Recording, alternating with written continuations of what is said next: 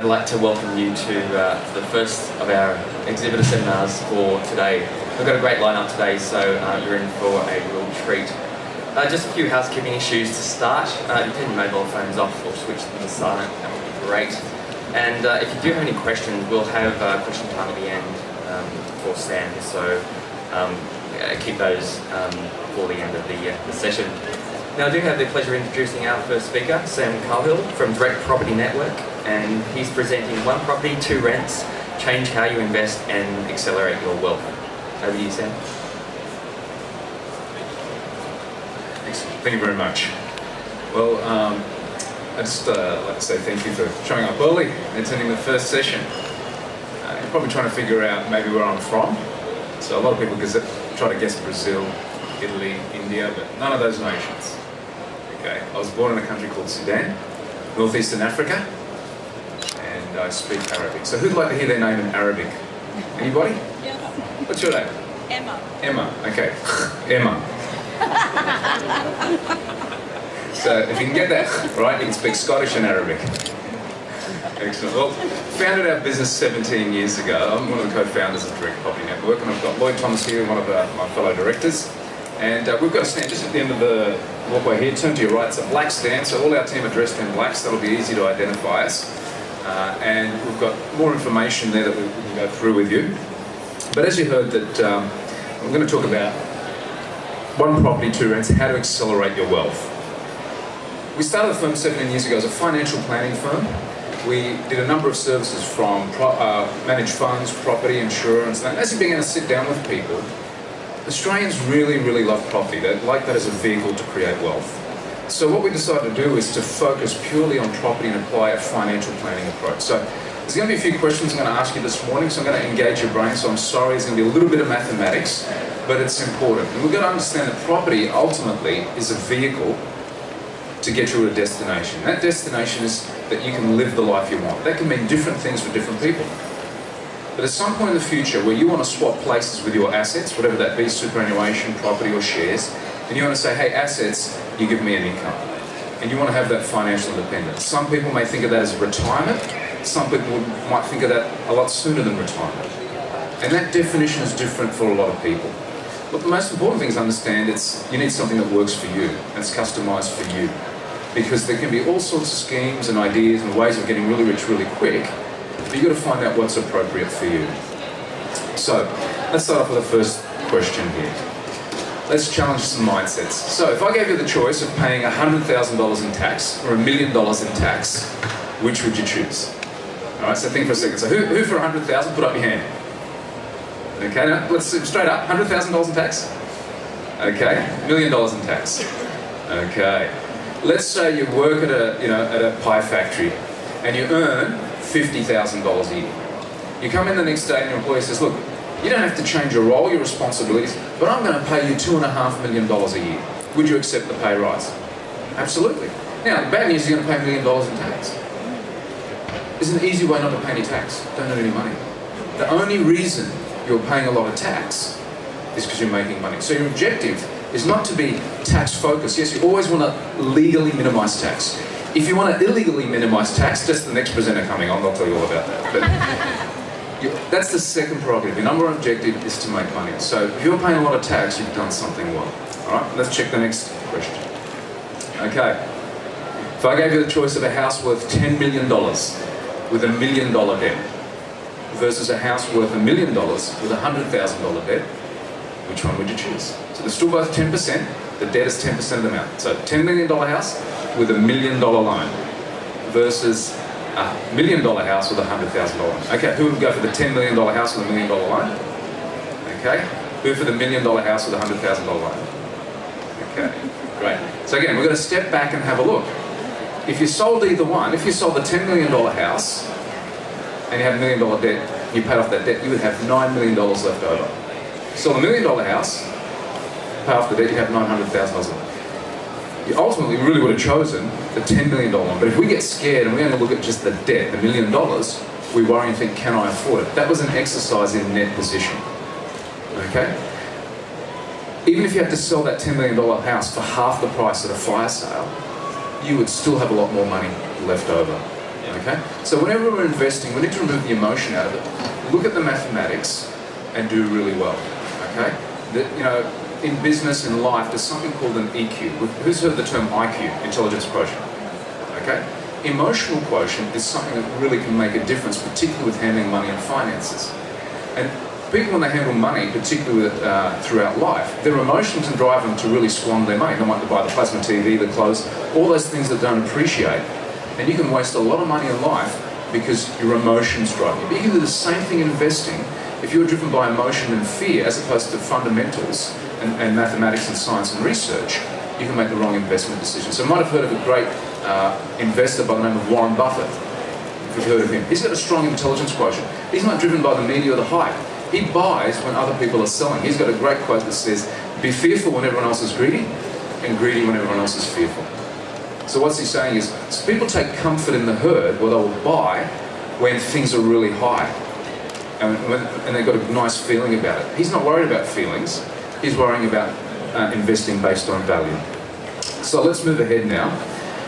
Let's identify, first of all, we'll do a little example here. How much would you need to live the life you want? Has anyone done, or how many people here have done a bit of a calculation themselves and said, okay, I know how much I need to work towards as an amount, and if you've done that, it's great, but let's just do a little example here.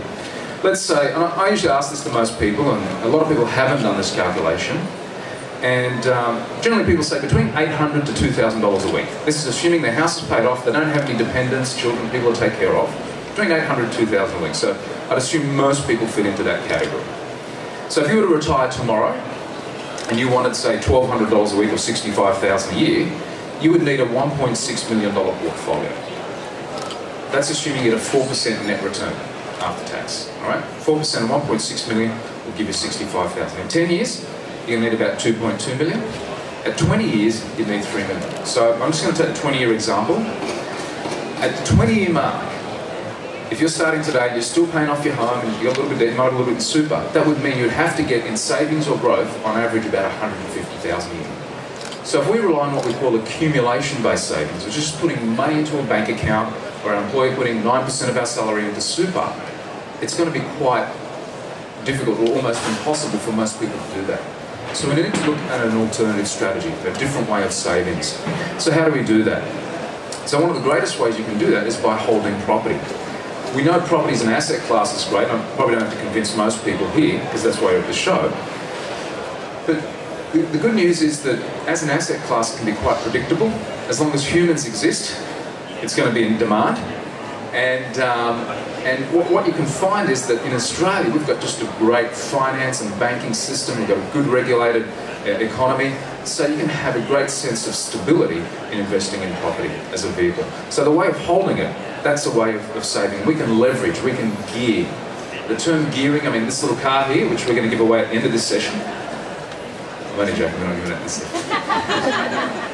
Has gears in there, and the gears allow you to exert a little force but get a greater return. So you can do the same thing with investing. And all gearing means is borrowing to invest. We can leverage, we can use someone else's money, in this case the bank's money, and banks love property more than any other asset. They will lend you more on property than shares. You can go to Commonwealth Bank, and Commonwealth Bank will lend you more on an investment property than on buying their shares. They believe in property more than their own shares. They will not give you 15 or 20 times your deposit, but they'll do that for a property. So that tells you as an asset class, banks are more comfortable lending you more on property than they will on shares. So, let's have a look at a little bit of a calculation here.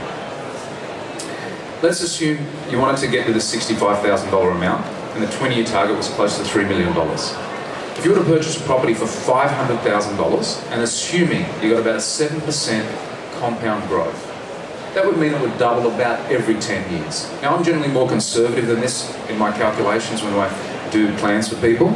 But let's say we got 7%, just to make the nice and easy number. At the 10-year mark, that'd be worth $1 million. At the 20-year mark, that'd be worth $2 million. Let's assume you borrowed that whole amount. $500,000, it went up to $2 million at the end of 20 years, you'd have $1.5 million worth of equity built up into it. So that's not bad, just by holding that property.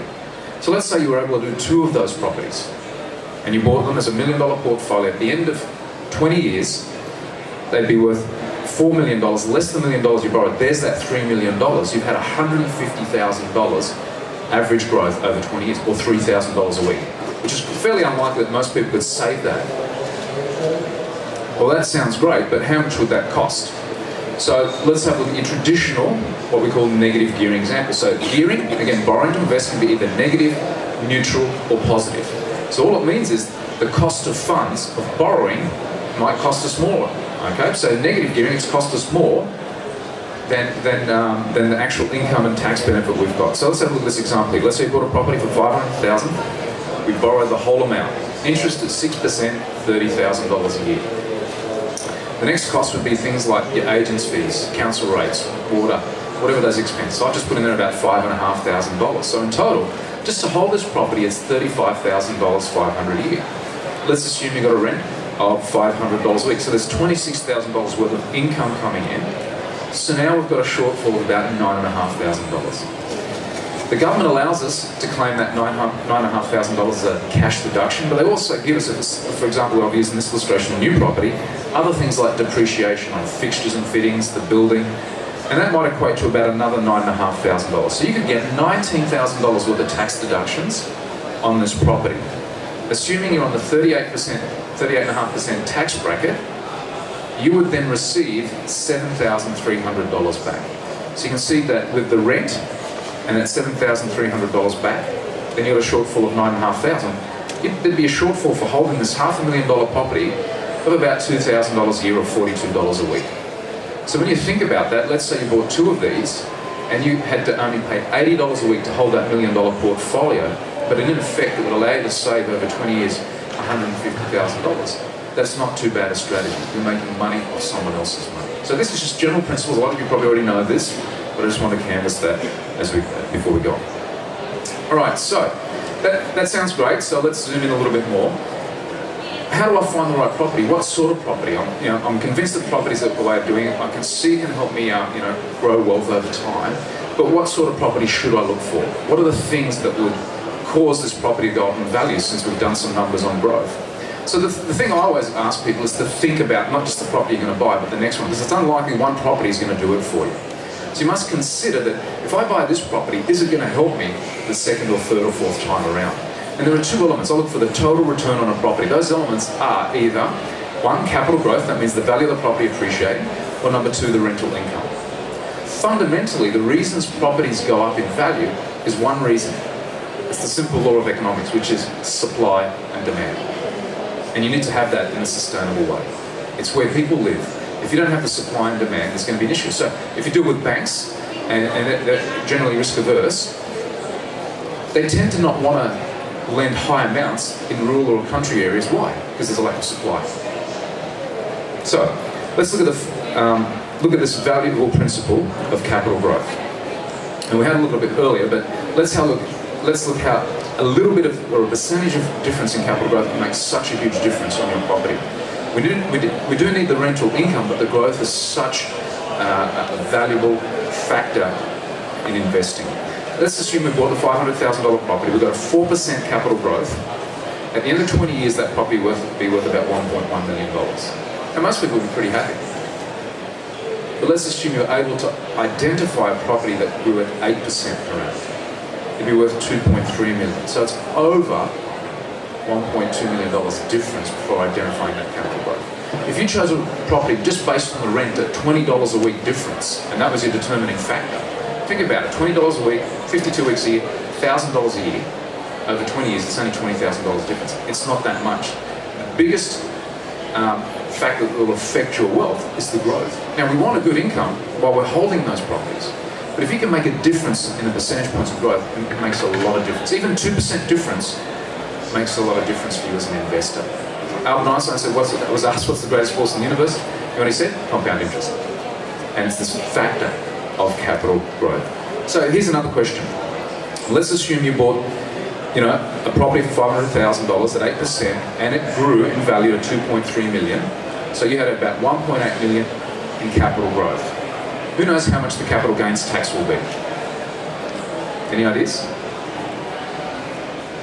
Zero. Nothing until you sell it. That's the great thing about the tax system in Australia. So you've had tax-free compound growth all of those years. You don't have to lodge a tax return each year.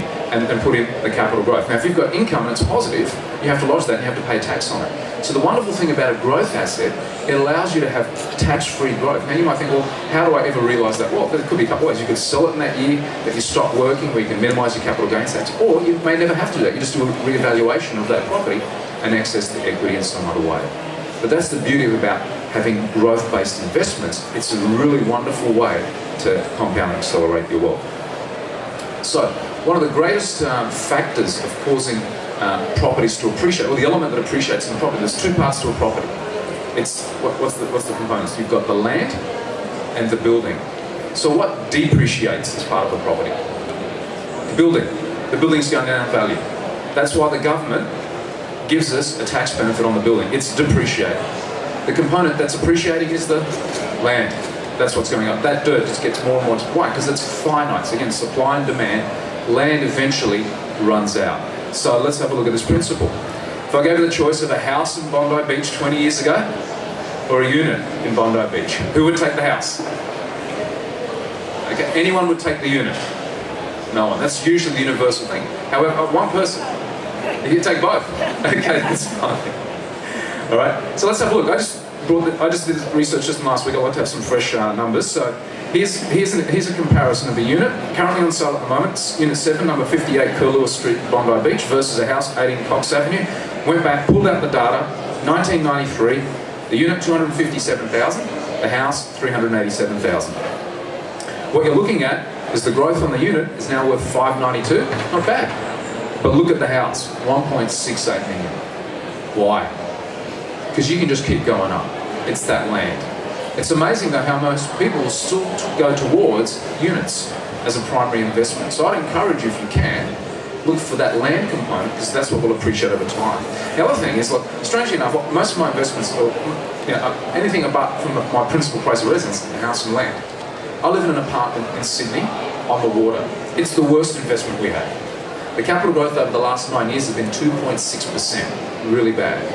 Our body corporate, it's a really nice apartment. The body corporate started off at $1,000 a quarter, it's now $2,300 a quarter. So you think of your investment over time, what will happen is those body corporate fees, they don't generally go down in value, in cost, they go up. That will continue to cannibalise your income stream as you go along. So you need to be mindful. It looks and sounds really good right at the beginning. I'm not saying units are bad, I'm just saying you need to be aware of those factors. Don't deny the principles, okay? That land is finite, and if you buy it in predominantly capital cities, it will appreciate in value because it will run out. Okay, let's have a look at another factor. Now, there are many different ways of investing, and you hear that from people down in the show. There are people that like to renovate and build and flip and do all sorts of things, but it depends what type of investor you are. You've got to really determine that. If you're a renovator, you've got to put a value on your time and the work and the risk. That's a very active form of investing. If you want to be a passive investor, you don't have the time, you don't want the grief, that's to buy and hold, you need to consider that. And as I said, consider your next property.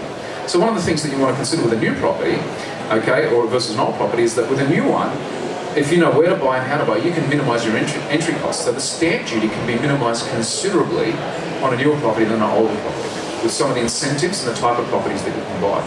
The second thing is you can get higher rentals, you get, as we said, stamp duty savings, less maintenance, and just the depreciation alone could equate to about an extra $80 to $90 a week in rent that you would have to get, on an older property. So that's just a factor. Why is that important? Now, in isolation, you might think, well, that doesn't matter. But when I come to buy that second or third property, that extra income is going to help me with my servicing, with the bank, but also holding that first property. Let's have a look at a filter here. So to try to filter down from all the properties out there to choose, this is the methodology we apply. As I said, there's other ways. We're not trying to say we're the only way of doing things, but let's have a look at this. We want high growth. Everyone agree that growth is important, capital growth. We want high rent. That's really great. And we want to minimise our risk. Because anyone can look like a genius when everything's going well. Can't they? It's how things go bad. How do you minimise your risk and mitigate your risk when things happen? So the first thing we consider it's important is that we want sustainable long-term growth, because it's not a 1 or 2 or 3 year investment over time. So capital cities is what we propose is important. That's where populations are, that's where people are going, that's where employment is. You are diversified. Now, you may want to invest in a mining town, you might want to get a great return. I had someone come to me a few months ago, they bought in a place called Maramba several years ago. They bought at the right time and it was great. But then they recently bought a house there for $900,000 in a town of 4,000 people. That is highly illogical. Why? The rent was just fantastic. But would you spend $3,000 a week rent in a small mining town? It's not sustainable. So it's speculation. You're doing it for a moment. And I said to them at the time, this is probably about 8 months ago, I said, sell it as quickly as you can. But they didn't. Guess what's happened to that market? It swung by about 30%. That's a lot. So whatever he thought he was going to make in the rent, he's completely lost. And it's probably unlikely for, I don't know, maybe a couple of decades to get back up there. Now here's the other problem, against supply and demand. Now, BHP might go into a town and, we'll set up a new mine or whatever. Now they don't tell everyone down there that they're going to do that straight away. So there's a shortage because there's all these workers coming in. But the people that own the land, the big acreage, think, all these people coming in, there's huge demand. So what they do, they put it in the council, 18 months, 2 years later, they release one big acreage and there's 400 lots of land. Now the market swings with 10% more property on the market than was there before. Now you can swing from undersupply to oversupply so quickly. Very hard to do in a large city like Sydney, for example, for someone to increase the market by 10%. It's impossible. Okay? No developer's going to be able to do that.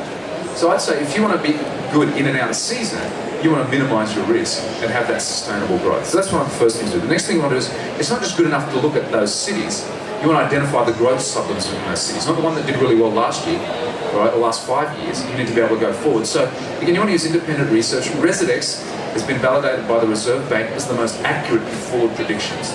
They've won an international actuarial award for being able to predict those suburbs going forward. So we use Residex as a filter to help us identify the growing suburbs. But that again isn't enough. Because what you can do is you can get to the third thing, which is affordability. Now I'll just use Sydney again as an example, because one of the great growing suburbs in Sydney, projected by Residex over the next 5 and 8 years, is a place called Vaucluse. Now for those of you not in Sydney, Vaucluse is quite a prestigious suburb, and the median entry point there is 2.7 million. So it might fit the first two criteria, being in a capital city and a growth suburb, but affordability, that's fairly harsh at 2.7 million and with a poor rental yield. So you want to really align all of these things, not just one or two of them. The fourth element we want to have is to have property with a land component, as we discussed before, because that will appear. So if I can get into a capital city, growth suburb, with a reasonable affordability, that there's more competition of people that can afford that property, and there's a land component, I'll do really well. And then if I can get high rent on a new property, I've got quite a good investment that will help me achieve my objectives. Okay? Again, you want to avoid the generalizations, the media hype, and all of that. And again, invest on fundamentals. If you do something like this is a proven strategy that you can keep doing time and time again and not have the exposure of doing something crazy. As I said, there's other ways to do it, but we've found there's a very comfortable way of investing, and you can sleep at night and just keep replicating. So let me show you. That all sounds great, but what we've done in our business is focus on, again, how can we enhance your traditional negative gearing. And we've worked with builders, suppliers, certifiers, and a number of people to develop a product. And yet some of you might have heard of this, but it's what we call a dual income product. So instead of just buying a traditional house and land in Sydney or Brisbane or Melbourne or Perth, they're predominantly the 4 largest cities with over 1.5 million people and growing populations. We said, how can we increase the income? So how can we have our cake and eat it? How can we get the capital growth? How can we be in a capital city? How can we get the land component? And how can we maximise the income? So working through various areas and legislations and zonings and councils, we've been able to develop a product that goes through without being a development. It's essentially like a little townhouse or villa development, but it's just done like a normal house. It's all on one title. It's a 3-bedroom dwelling, and there's various designs, it's just one design, and a 2-bedroom dwelling, fully self-contained. Some are above garage, it's 2-story, 1-story, and what have you. What this allows you to do is it allows you to get 2 rents instead of 1. Sort of like a granny flat, but it's built and purpose-built from the beginning, and it's designed really well. So in this illustration, this property here is about $538,000. It achieves rent of $620 a week. So you're getting that, and when you do the numbers, it's actually cash flow positive after tax. So here you've got a smart way of generating a higher income, still getting the growth, still managing your risk being in a capital city, and getting properties that help pay for themselves. So the issue now doesn't really become affordability, does it? It becomes equity. How many of these can you get? That's why we titled the presentation, How to Accelerate Your Wealth, because if you can now get the growth, but but also get the income to pay off the debt, see those properties increase in value, you now have the capability of adding maybe 1, 2, 3 or 4 of these if you have the available deposits or equity to do it. So a very exciting product, and the great thing is we like that it is within capital cities, not in rural areas or in mining towns. So I'll just show you again this calculation so you can see here. Here's a property, 600,000. The interest is 36,000. The property costs a little bit more, 6.5, so 42,000. In this example, the rent is about $750 a week or $39,000 each. Even before you get any tax deductions, you're only short about $3,500. But once you claim that shortfall and the depreciation on this property, you're going to see you're going to get about a refund of about $7,000. Your shortfall is 3.5, so you're ahead $70 a week. Not bad. You have 2 of them, you're ahead about $140 a week. And you would have about a $1.5 million portfolio there. Okay. So, what does that bring us to? As a business, we provide people 2 options. Okay? Now, some people might be right at the beginning, a bit overwhelmed. You're going to be walking around wondering, what's the next step? What do I do? I'm not even ready to consider any property. I don't know who you are. I don't trust anybody. Okay? Fair enough. So, what we provide for people is a property investment plan. Okay? And the other option, if you are ready, is that we have properties available as well. If you're already engaged, I know what I need, I've got my finance approved or nearly approved, I'm just ready to go, I want some product, show me what you've got.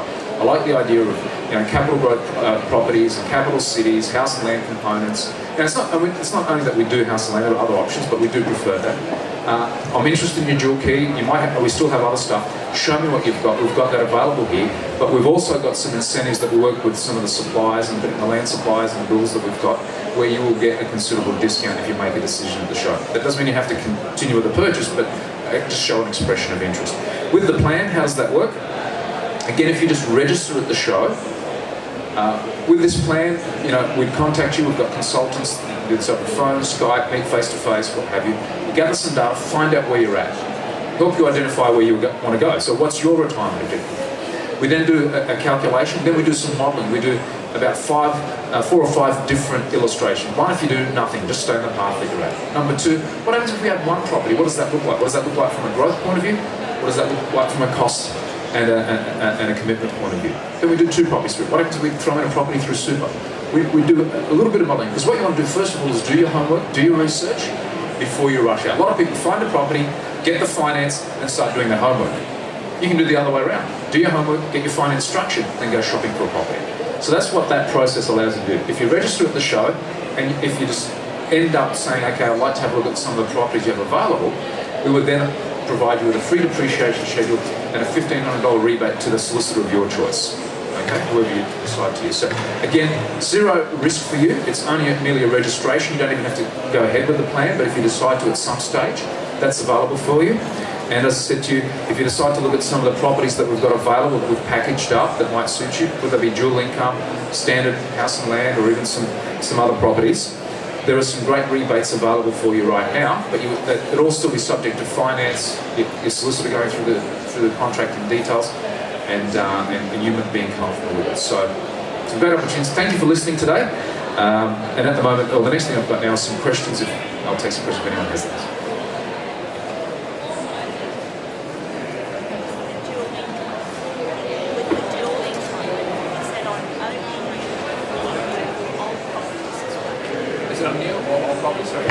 New and old properties. Generally they're new properties that we've got, all right? A bit harder to find the older ones. Generally if you find older ones, they're semi-detached, or someone's got a house with a granny flat. So not as easy, because a lot of it's actually based on some new council and development codes with state governments, actually particularly New South Wales, the state government wanting to bring in some greater density within areas. So, one of the questions on that most people do ask is, would people want to live that close to someone else? Well, I live in an apartment with over 93 people, so for the tenant, it's just a townhouse or a villa. They don't think of it as, I'm renting a dual income property. They just, to you as an investor, yeah, to them it's, I'm renting a 2-bedroom or a 3-bedroom. What else? What are the codes like in Brisbane? What are the codes like in Brisbane? The code, yeah, actually, Brisbane's had it for a few years. Not in every shire or every council, but there's a number of areas that have got it, and we're still working with some others. It's messing with their heads, but they're getting there. But there's a number of places in Brisbane. So Brisbane's had it for years. They actually call them up here Fonzie flats. That's the term in some of the codes. Remember Happy Days, Fonzie? He lived above the garage. That's how the actual design of these dwellings are. So it's a lot. All right, one more question. Well, to name the areas in Brisbane where you've got the... Absolutely. So if you want to know all of the areas in that, just come down the stand. Okay, so just walk down this aisle here, first and right, and you can see the places we've got. At the moment, we've got Sydney and Brisbane. We've got a number of suburbs for you to consider. Have a look at those, see if they're appropriate. Again, no one's going to force you to do anything. There's no pressure. Have a look and see what's available. Have a look at the actual specific numbers.